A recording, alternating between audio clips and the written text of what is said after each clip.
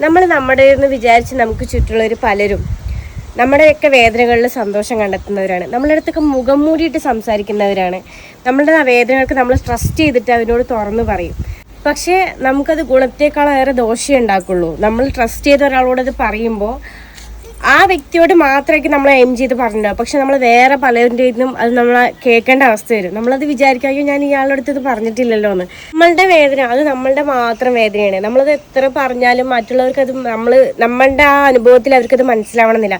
നമ്മുടെ മുന്നിൽ പറയും എന്താ അല്ലേ എന്നൊക്കെ പറഞ്ഞിട്ടൊക്കെ പറയും. പക്ഷെ നമ്മൾ മാറിക്കഴിഞ്ഞാൽ അവർക്കൊരു ഒന്നില്ലെങ്കിൽ സന്തോഷിക്കും, അല്ലാന്നുണ്ടെങ്കിൽ അതിലവർക്കൊരു മാറ്റമൊന്നും ഉണ്ടാവില്ല. നമ്മൾ വെറുതെ നമ്മുടെ സമയവും കളഞ്ഞ് അവരോട് അതൊക്കെ ഷെയർ ചെയ്തതുകൊണ്ട് പ്രത്യേകിച്ച് ഒരു ഉപകാരം ഉണ്ടാവാൻ പോകുന്നില്ല.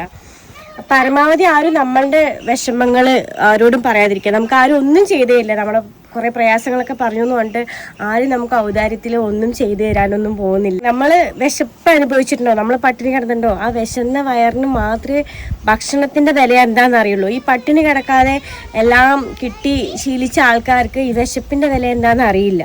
അതേപോലെ തന്നെ നമ്മുടെ ഓരോ കാര്യങ്ങളും ഞാൻ മനസ്സിലാക്കിയെടുത്തോളം എൻ്റെ അനുഭവങ്ങളാണ് ഇതെല്ലാം. ഇതേപോലെ ഏതൊരു വ്യക്തിക്കും ഉണ്ടാവും ഇങ്ങനത്തെ ഓരോരോ അനുഭവങ്ങൾ. അല്ലെങ്കിൽ ഒരാൾ നമ്മുടെ പിന്നിൽ നിന്ന് നമ്മൾ ട്രസ്റ്റ് ചെയ്ത് പറഞ്ഞിട്ട് നമ്മുടെ പിന്നിൽ നിന്ന് കുത്തിയ ഒരാൾ ഏതൊരു ആൾക്കും ഉണ്ടാവും.